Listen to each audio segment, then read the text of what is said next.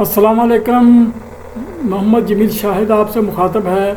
Math 10th के सिलसिले में ये जो है ना लेक्चर नंबर 73 है और ये हमारे ये है ना एक्सरसाइज हमारी वो 10th क्लास की मश्क नंबर 3 ये भी मुतफर्रक है, ये इसको रिव्यू कहते हैं। ये इसके इंशाल्लाह ताला हम सारे सवाल हल करेंगे। तो मैंने आपसे वादा किया था कि मैं सैटरडे के दिन से तारीख़ ख़त्म होने से पहले 2 वीडियो लोड किया करूँगा। तो इंशाल्लाह ताला वो काम ठीक चल रहा है। 2 से ज़्यादा भी हो सकती हैं और ये 2 होती है, एक 9th का पूरी एक्सरसाइज होती है, एक 10th की होती है। तो ये इसमें जितनी भी उनकी वीडियो बन जाए, क्योंकि लेक्चर को लंबा नहीं करना होता, स्टूडेंट बोरियत महसूस करते हैं, वो उनको मुश्किल होती है। तो ज़्यादा से ज़्यादा हद से ज़्यादा 3 सफ़े का लेक्चर होता है, तो 3 पेजेस में मुकम्मल होता है। ज़्यादा से ज़्यादा 2 भी हो सकती हैं और 1 भी हो सकता है। अब आइए हम शुरू करते हैं। बिस्मिल्लाहिर्रहमानिर्रहीम। अब हमारा ये जो है सवाल नंबर 1 है। दर्जे झैल सवालात में एक जवाब दुरुस्त है, उसे हाईलाइट या बॉक्स अप करें। तो ये जो है ना वो रेशो के सवालात हैं, वेरिएशन के। इनमें रेशो ए रेशो बी अगर हो तो ए को क्या कहा जाता है। ये कुछ इस्तिलाहें हैं जो आपको याद रखना चाहिए। तो इसके 3-4 जवाब लिखे, रिलेशन और एक एंटीसीडेंट और कॉन्सिक्वेंट और नन ऑफ। तो ये याद रखें, ये एंटीसीडेंट कहते हैं। एंटीसीडेंट का लफ्ज़ी मतलब ये है कि इब्तदाइया, ये एंटीसीडेंट कहलाएगा। इसी तरह से अगला सवाल है, ये 2 नंबर है, दूसरा पार्ट है। एक्स रेशो वाई में वाई को क्या कहते हैं। वाई को इज़ कॉल्ड रिलेशन, एंटीसीडेंट और कॉन्सिक्वेंट। इसको कॉन्सिक्वेंट कहते हैं। कॉन्सिक्वेंट का मतलब होता है जिस पर वो उसने टकराना है, ये जिसका मुकाबला है, जिससे मुकाबला है, यानी दूसरा फ्रीक या दूसरा फ्रीक, तो वो कॉन्सिक्वेंट कहलाएगा। इसी तरह इन्हें प्रोपोर्शन ए ratio B, proportion C ratio D. तो इसमें ए और डी को क्या कहते हैं। ए और डी जो है ना साइडों पर होती हैं, तो साइडों पर साइड्स कह लें, वो लास्ट साइड्स कह लें, एंड साइड्स कह लें, ये भी आप कह सकते हैं। लेकिन मैथमेटिक्स इस्तिलाह में इसको एक्सट्रीम्स कहते हैं। तो ये एक्सट्रीम जवाब दुरुस्त है, बाकी जो है ना ये दुरुस्त नहीं है। वो किसी और हिसाब से वो हैं, लेकिन यहाँ दुरुस्त नहीं, एक्सट्रीम्स है ये। इसी तरीके से ये है वो, इसमें ए ratio B proportion C ratio d है, वही चीज़ है। लेकिन वो सेंटर वाली मीन्स कहलाती हैं, यानी ये सेंटर वाली को मीन्स कहते हैं। तो ये अब ये अगला सवाल है। In proportion A ratio b is equal to b ratio c. इसमें प्रोपोर्शन भी डाल देते हैं, वो भी डाल देते हैं। A ratio b is equal to b ratio c. तो इसमें ए सी, यानी ए को जब सी से मल्टीप्लाई करते हैं तो ये होगा बी स्क्वायर। ये a c is said to be proportional to a and b and third fourth means. ये मीन्स आ जाएगी, यानी ये जब देखें मीन्स इस तरह से आ जाएगी कि ये जो है ना बी स्क्वायर मीन्स कहलाएगा। तो ये मीन्स और ये एक्सट्रीम्स, लेकिन मीन्स इसमें जो है ना वो बी का जो है ना बी को मीन्स कहेंगे, यानी ये बी ने आपस में मल्टीप्लाई होना, ये मीन्स आ गई, तो ये मीन्स कहलाएंगे।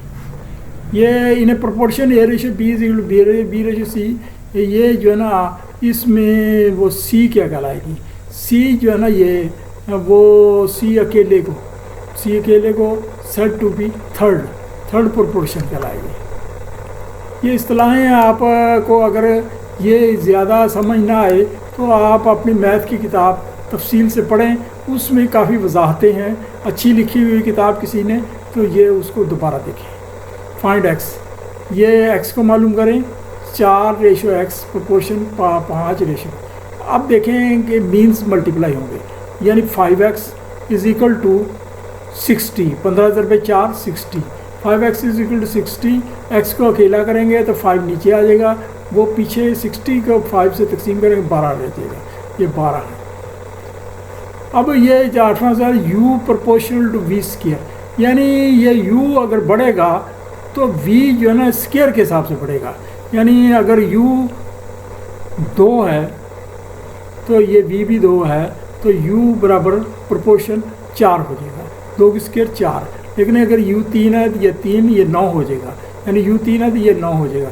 u अगर 4 है तो ये 4 का स्क्वायर 4 चौके 16 हो जाएगा, यानी इस लिहाज से v बहुत तेज़ी से बढ़ेगा। तो इसको अब सवाल के जवाब हैं कि इसको जब बराबर करना हो तो हम क्या करते हैं। तो u बराबर होगा के वी स्क्वायर। तो k एक कांस्टेंट है जिसकी हम वैल्यू मालूम करेंगे, वो आगे सवालों में आ जाएगा, आपको पहले भी समझा दिया गया है, अब आगे सवालों में भी समझ सकें। तो u बराबर के वी स्क्वायर, इसको जब इक्वल करेंगे तो ये जवाब आ जाएगा। ये सिंपल इक्वल नहीं हो सकता, इक्वल नहीं है, ये रॉन्ग है। अब हमारा ये सवाल है वाई स्क्वायर प्रोपोर्शन 1/x³। अब ये देखिए y का स्क्वायर है प्रोपोर्शन 1/x³, तो ये बढ़ रहा है और ये घट रहा है, ये उल्टा है, इन्वर्स है। तो इसको हम जब k लिखेंगे तो ये y square is equal to k/x³, ये जवाब है दोस्तों। तो ये हमने पहले भी हम आपको बताया जा चुका है। तो ये जो है ना u बटा v is equal to v बटा w is equal to k। तो u बराबर ये जो है ना हम लिख सकते हैं w k स्क्वायर, ये सवाल है। तो ये 4 जवाब हैं। तो u किसके बराबर है, v के स्क्वायर, u बराबर w स्क्वायर के, और ये 4 जवाब है। अब हम ये निकाल देखें, u बराबर होगा v के और v बराबर होगा w के। तो जब w के और u बराबर v के, तो v के दोबारा वैल्यू डालेंगे तो ये वो जो है ना w के वो दोबारा वैल्यू डालेंगे तो k 2 मरतबा आ जाएगा। u बराबर v के और वो जो है ना v बराबर w के, तो v की वैल्यू दोबारा डालेंगे, यानी जब v की वैल्यू w के डालेंगे तो w के स्क्वायर हो जाएगा। आप ये कॉपी पर लिख कर देख लें, आपको यही जवाब सही लगेगा। अब हमारा 11वां है, the third proportion of x square and y square is y square बटा x स्क्वायर, x स्क्वायर बटा y स्क्वायर, y की 4 बटा x की 2, y की 2 बटा x की 4। ये थर्ड प्रोपोर्शन होगी क्या, ये होगी x square ratio y square, वो जो है ना प्रोपोर्शन आएगा यहाँ y स्क्वायर दोबारा, और फिर प्रोपोर्शन हम a ले लें तो a की वैल्यू x से होगी तो x स्क्वायर ये मल्टी y स्क्वायर मल्टीप्लाई हो जाएगा, तो ये y की 4 बटा x स्क्वायर हो जाएगा। आप कॉपी पर लिख कर देख लें, यहाँ क्योंकि वो मुख्तसर से सिर्फ जवाब लिखने हैं तो इस वजह से सेलेक्ट करने, इस वजह से इतना लंबा समझाया नहीं जा सकता सवाल को। दी फोर्थ पर ये जो है ना काफ़ी सारी चीज़ें पिछली एक्सरसाइज में समझाई जा चुकी हैं। फोर्थ प्रोपोर्शन w की वैल्यू क्या होगी, x ratio y p ratio, तो w ने इसके साथ अपने wx is equal to vy, तो w को जब अकेला करेंगे तो ये vy बटा x नीचे आ जाएगा, तो ये जवाब दुरुस्त है। ये हमारा सवाल है, ratio b is equal x ratio y and alternendo properties. अगर आप अल्टरनेटो प्रॉपर्टीज़ को दोबारा पढ़ें तो आपको पता चल जाएगा कि ये a बटा x हो जाएगा, b बटा y हो जाएगा, ये अल्टरनेटो प्रॉपर्टी। इनवर्टेंडो प्रॉपर्टी ये हो जाएगी, ये b बटा a और y बटा x, ये आपको ये आ जाएगी। इस तरह ये कंपोनेंटो प्रॉपर्टी, कंपोनेंटों में a जमा b हो जाएगा, c जमा d हो जाएगा, ये हो जाएगा, बाकी सब गलत है। इसका दूसरा सवाल है, इसमें हमें कुछ थोड़ी जवाब देने हैं, रिटर्न जवाब। Define ratio and give one example. It is relation between two quantities, दो क्वांटिटीज़ दरमियान में ऐसी रिलेशन होती है ऑफ सेम टाइप, एक ही किस्म की होती है, मतलब मामलात एक ही किस्म के होते हैं, एक ही चीज़ होती है, एंड इज़ कॉल्ड रेशियो। मसलन ए रेशियो बी है, इसको लिखेंगे to such quantity and they will be written a ratio b. यानी अगर ये एक फ़र्ज़ किया कि मैं आपको बताता हूँ कि एक जगह आम की कीमत है और ये दूसरी ये भी एक फल की कीमत है, तो इनकी रेशियो होगी, यानी आम की कीमत और ये केले की कीमत, इसमें एक रेशियो होगी। तो ये यानी एक ही किस्म क्वांटिटी, दोनों फ्रूट है, तो ये इस किस्म की प्रोपोर्शन होती है कि quantity of same type. Define proportion statement which express equivalence of two ratios. ये एक ऐसी स्टेटमेंट है जो दोनों को बराबरी बताती है कि कौन सी शर्त पर ये बराबरी होगी। मतलब a ratio b c ratio d, इसको लिख सकते हैं ए बटा b is equal to c बटा डी, ये भी लिख सकते हैं, यानी इस शर्त पर ये रेशो बराबर होगा।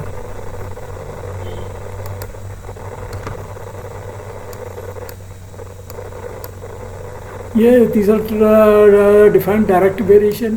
डायरेक्ट वेरिएशन ये होती है एक चीज़ की दूसरी से इस तरह से निस्बत होती है कि एक बढ़ती है तो दूसरी भी बढ़ती है, एक घटती है तो पहली घटती है दूसरी भी वो भी घटती है, यानी पहली बढ़ती है दूसरी भी बढ़ती है, पहली घटती है। डायरेक्ट वेरिएबल होता है। जैसे एक साइकिल सवार है, वो एक पेडल मारता है, पेडल से मतलब वो अगली जो हिस्सा है वो पूरा घुमाता है, यानी पूरा पेडल मारता है, मतलब पूरा पेडल को फुल सर्कल देता है। तो पहिया जो है ना, पिछला पहिया और अगला दोनों 3 चक्कर होते, क्यों गरारी के और वो दंदे और पिछली गरारी के दंदे 3 गुना एक दूसरे से 3 गुना होते हैं। छोटी गरारी ने उससे तो यानी छोटी गरारी ने 3 मरतबा घूमना होता है, फ़र्ज़ किया तो ये 3 मरतबा, वो चक्का भी 3 मरतबा घूमता है। तो वो ये हो गया कि यानी अगर आप पेडल 2 मारेंगे तो 6 चक्के चलेंगे, 6 पहिए चलेंगे। तो इसी तरह से वो बढ़ते जाएंगे। तो ये बराबर तो ना हुआ, यानी एक पेडल बराबर 3 तो नहीं हो सकता, ये तो टेक्निकली गलत है।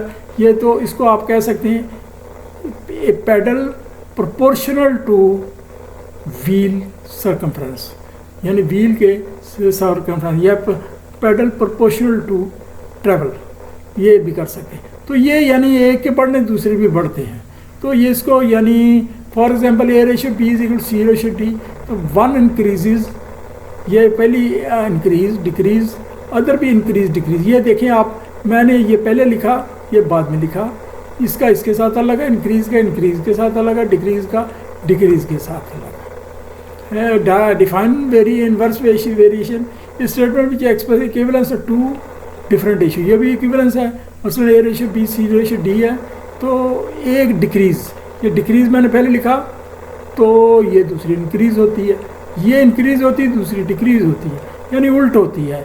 जैसे ये जो है ना, वो आप प्रेशर है, किसी वेसल में प्रेशर दें वो सिलेंडर में, तो सिलेंडर में जब प्रेशर देंगे, यानी प्रेशर से मतलब पिस्टन को प्रेस करेंगे, प्रेशर बढ़ेगा, लेकिन नीचे वॉल्यूम तो घट जाएगा, यानी वॉल्यूम घट, जैसे जैसे प्रेशर बढ़ाते हैं वॉल्यूम घटता जाएगा। तो ये उल्ट हो गई, तो ये इन्वर्स हो गई। इसको हम लिखेंगे कि pressure is inversely proportional to 1 over volume, pressure is inversely proportional to 1 over volume. अब हम आगे चलते हैं, ये वजाहत तो पहले हो चुकी है, थ्योरम ऑफ कंपोनेंट और डाइविडेंड। तो ए रेशो बी सी, तो ये एक में इधर बी जमा किया जाता है, इधर ए में एक मरतबा बी माइनस किया जाता है, फिर ये सी में डी जमा किया जाता है, माइनस किया जाता है, ये है। फाइंड एक्स इफ, ये प्रोपोर्शन है 6 रेशो एक्स, प्रोपोर्शन 3 रेशो 5, तो ये आ गया जी। जब हम इसको करेंगे 3x इज इक्वल टू 30 और x आ गया 6/5/3 10। Find a third proportion to 28 and 4, ये बेसिकली होगा 28 रेशो 4 प्रोपोर्शन 4 रेशो x, तो ये आ जाएगा 28x is equal to 4 multiply by 4 16, ये हमने यहाँ लिखा हुआ है। 28x is equal to 16, x को अकेला करेंगे 16 नीचे 28 नीचे आ जाएगा, और ये काटा पीटी करके 4/7 हो जाएगा। ये x proportion to y square, अब ये डायरेक्ट प्रोपोर्शन है, जैसे पहले बताया तो ये, लेकिन ये स्क्वायर में है, ये तेज़ी से बढ़नी है, ये इतनी तेज़ी से नहीं बढ़नी, अगर बढ़ाएंगे तो घटाएंगे तो ये भी तेज़ी से घटनी है। तो x की वैल्यू 27 हो, y की वैल्यू 4 हो, तो फाइंड y, वो दोबारा y मालूम करें जब x 3 हो जाए, यानी x 3 हो जाए तो फिर क्या होगा। पहले हमें इसके लिए इक्वेशन को बराबर करना पड़ेगा, माफ़ करना, x इज इक्वल टू के बाई स्क्वायर को बराबर करेंगे, यानी ये x के ये एक ऐसा फैक्टर है जिससे ये बराबर हो जाएगी, यानी ये फैसला करेगा बराबरी का। तो यहाँ हमने वैल्यू पुटअप की, x की 27 पुटअप की, और वाई की हमने 4 पुटअप की तो 4 का स्क्वायर, तो ये 16 हो गया। के की वैल्यू 27/16। ये हमारा फैसला कौन है, यहाँ 27/16 को लगाएंगे या बराबरी आ जाएगी। तो दोबारा हम लेते हैं, दोबारा वैल्यू 3 हो गई। तो ये x = KY², तो 3 = 27/16 और y² किसके बराबर आ गया, ये इधर चला जाएगा और ये इधर चला जाएगा। ये आ गया जी हमारा y² आ गया हमारा 16/9। तो ये तो स्क्वायर आया, हमें तो y निकालना है, तो वो इसका स्क्वायर रूट लेंगे। स्क्वायर रूट लेंगे 16 का स्क्वायर रूट, वो आ गया 4/3। लेकिन ये जो 16/9 है ये तो मालूम नहीं ये मनफी रकम का स्क्वायर था या प्लस का था। अभी हम शक में पड़ गए हैं। तो ये यहाँ हमने दोनों लिख दिए, प्लस माइनस ये दोनों पर फिट होता है। 4/3 का स्क्वायर भी 16/9 आता है, मनफी 4/3 का भी 16/9 आता है। अगला हमारा सवाल है u प्रोपोर्शन टू 1/v। ये देखिए u बढ़ रहा है तो v घट रहा है। तो ये u बराबर 8, v बराबर फाइंड u बिकम्स, यानी if u when u becomes 12, अगर u 12 हो जाए तो यहाँ भी पहले k मालूम करनी, लेट u = 1/v, u = ये k/b। ये बराबरी का फैसला करता है। और 8 आ गया k/3, यानी यहाँ u की वैल्यू यहाँ 8 डाली है और v की वैल्यू 3 डाली है। तो k बराबर आ गया 24। ये k अकेला होगा, 3 इससे मल्टीप्लाई होगा। फिर u बराबर k भी वही फार्मूला है और ये k u की वैल्यू 12 हो गई और इसकी 24 भी, तो v बराबर 2 हो गया। इसमें फोर्थ प्रोपोर्शन मालूम करना है। फोर्थ प्रोपोर्शन यानी 8:7 प्रोपोर्शन 6:x। तो ये यानी ये बनेगी हमारी बैलेंस किस्म की, यानी ये एक्सप्रेशन ये बनेगी। तो ये इसमें ये 8x = 42। तो x आ गया हमारा, ये आप देख सकते हैं 7/6/8 21/4। Find the mean proportion of 16 and 49। तो 16 और 49 का 16:49 प्रोपोर्शन 49:x। तो ये बनेगी, ये आपके सामने है 16:x प्रोपोर्शन x:49। तो ये x की ये x² आ जाएगा 16/49। तो आ गया x² 784 और x क्या निकलेगा, इसका स्क्वायर रूट निकलेगा। ये हमने स्क्वायर रूट बना दिया equal to ±28। Find third proportion of 28.4 की थर्ड प्रोपोर्शन निकालें। उसी किस्म का सवाल है। ये 28:4 प्रोपोर्शन 4:x। x इससे मल्टीप्लाई होगा 4 से, तो ये आ गया जी। अब आप देखें 28x = 16 और x = 16/28। ये हमारा 12वां पार्ट है। y proportional to x² z and y = 28, x = 7 और z = 2। फाइंड अगेन y की वैल्यू दोबारा मालूम करें अगर चेंज कर दी गई हो तो। ये अगर वैल्यू ये y की मालूम करेंगे, यानी ये बेसिकली हमें इसका फार्मूला बनाना है। वो यहाँ अगेन का मतलब ये वैल्यू पहले किसी की दी नहीं है, अगेन का मतलब ये फार्मूला बनाना है। तो y proportional to x² z और y के आगे k से बराबर होती है x² z और y की वैल्यू 28 यहाँ से डाल दी और वो 7 यहाँ से डाल दी और z ये डाल दी। तो ये k अकेला गया 8/7। तो अब हमने y की वैल्यू असल में कैसे निकालेंगे, ये तो हमें निकालेंगे 8/7 को इससे मल्टीप्लाई करेंगे, तो सॉरी डिवाइड करेंगे। तो ये सारा टोटल डिवाइड होगा तो y की वैल्यू निकल आएगी। एक हमारा जनरल फार्मूला मिल गया। इसी तरह से ये भी वो उसी किस्म का सवाल है। z proportional to xy, z 36, x2, y3 find z। तो ये आ गया let z proportional to xy और z = kxy और 36 बराबर k, यहाँ 2 वैल्यू डाल दी इसकी x की और यहाँ उसकी 3 डाल दी। तो ये k आ गया 36/6 और वो उसी तरह की जनरल फार्मूला z बराबर 6xy, इससे हम मालूम कर सकते हैं।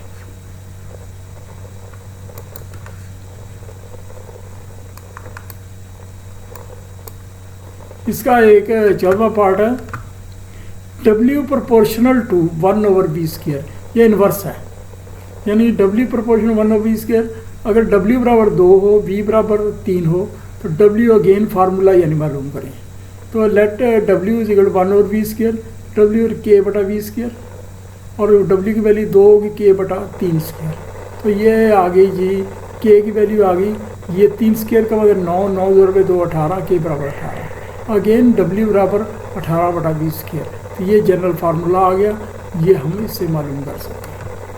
अगला हमारा सवाल है तीसरा, खाली जगह पुर करें, इसे हाईलाइट या बक्स अप करें।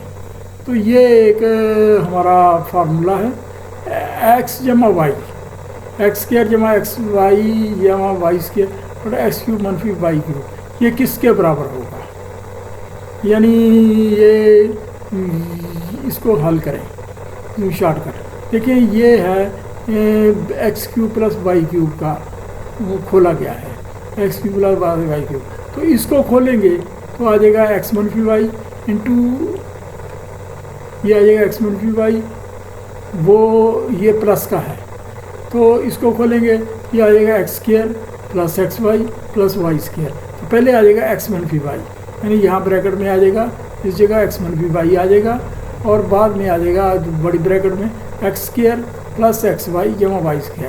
तो वो तो ऊपर नीचे कट जाएंगे, वो ये जो है ना डिनोमिनेटर में, और ये होगा वो नोमिनेटर में, ये कट जाएंगे, डिनोमिनेटर नोमिनेटर कट जाएंगे, तो जवाब ये आ जाएगा। इन रेशो, ये बहुत सारी बातें बार बार दोहराई जा रही हैं, लेकिन क्योंकि किताब का हिस्सा है, मश्क का हिस्सा है, उसको फुलफिल तो करना है। तो ये पहले भी जिक्र हो चुका है, in ratio x ratio y is called antecedent. तो इसको वो वही बात कॉन्सिक्वेंट, ये पहले बात ये हो चुकी है। In proportion A ratio B proportion x ratio y are called extremes. इसमें एक्स वाई को हम यानी ए और वाई को जो मल्टीप्लाई करेंगे इसको एक्सट्रीम कहेंगे। ये प्रोपोर्शन, इसमें तो इनको मल्टीप्लाई करेंगे मीन्स कहेंगे। ये पहले अब बातें हो चुकी हैं। ये proportion 7:4 proportion P ratio P, इसमें वो जब पी की वैल्यू मालूम करेंगे, ये आ जाएगा 4p इक्वल 56। तो 4 पी की वैल्यू में 56 को 4 से तकसीम करेंगे, 14 आ जाएगा। इन्हें प्रोपोर्शन 6m, तो इसमें m की वैल्यू यानी 9m इक्वल 72 होगा, और वो 9 तकसीम होगा, 8 रह जाएगा। If x y varies directly then x is equal to k y, यानी अगर एक्स की वेरीज डायरेक्टली हो तो वो जब कांस्टेंट आएगा तो के वाई के साथ भी इक्वल हो जाएगा। अगर वी वेरीज इन्वर्सली, यानी इन्वर्सली तो u cube then u cube, यानी u cube inversely 1 over v, u cube is equal 1 over v. तो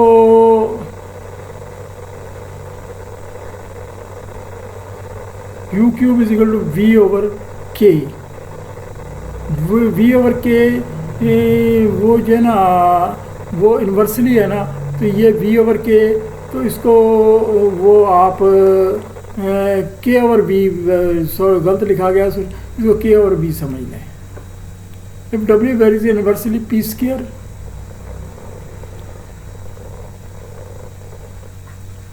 ये वी, ये इसको दोबारा मैं बात करता हूँ।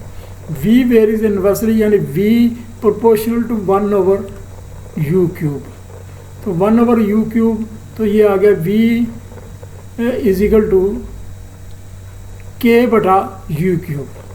तो के बटा यू क्यूब, तो यू क्यूब को अगर आप अकेला करें तो वी ओवर के हो जाएगा। ये वो जो है ना, इसको यू क्यूब बराबर वी ओवर के, ये बाद में उल्ट हो जाएगा, वो यहाँ यू क्यूब को इधर चला जाएगा, ये इधर आ जाएगा, तो ये आ जाएगा वी ओवर के इधर आ जाएगा। अच्छा, अब ये इफ डब्ल्यू varies inversely p square, then ये आ जाएगा k is equal to p square डब्ल्यू। ये जो है ना डब्ल्यू प्रोपोर्शनल टू पी क्यूब, और डब्ल्यू is equal to k over p square. तो पी स्क्वायर के को अकेला करेंगे तो ये इधर आ जाएगा। इसी तरह थर्ड प्रोपोर्शन जैसे मैंने समझाया है 12:4 प्रोपोर्शन 4:x, तो इसको हल करेंगे x को तो 4/3 आ जाएगा। ये फोर्थ प्रोपोर्शन 15:6:5, ये 2 आ जाएगा, यानी ये जो है यहाँ x होगा 15x इज इक्वल 30, तो x को अकेला करेंगे 2 आ जाएगा। इसी तरह से ये मीन प्रोपोर्शन है इसका, ये रेशो x प्रोपोर्शन, ये रकम तो आगे आएगी और फिर आगे एक्स आएगा, तो ये वैल्यू इसकी ये आ जाएगी, जो आप निकाल कर देखें ये आ जाएगा। इसी तरह से कंटिन्यूड प्रोपोर्शन है 4:5, 9, ये m+-6 आ जाएगा, ये भी इसी तरह से हल हो जाएगा। ये हमारा ये 3 सवाल थे, तीनों हल हो गए। तो जो है ना, आप से गुजारिश है कि सब्सक्राइब कर दिया करें और घंटी के बटन को दबा दिया करें ताकि नई वीडियो आपको मिलती रहे। तो ये जो है ना, अभी हमारा मैथ 10th के सिलसिले में ये हमारा चैप्टर 3 ख़त्म हो गया है। इंशाल्लाह ताला अगली दफ़ा चैप्टर 4 करेंगे शुरू, और वो दूसरे का भी ख़त्म हो गया है। Thank you.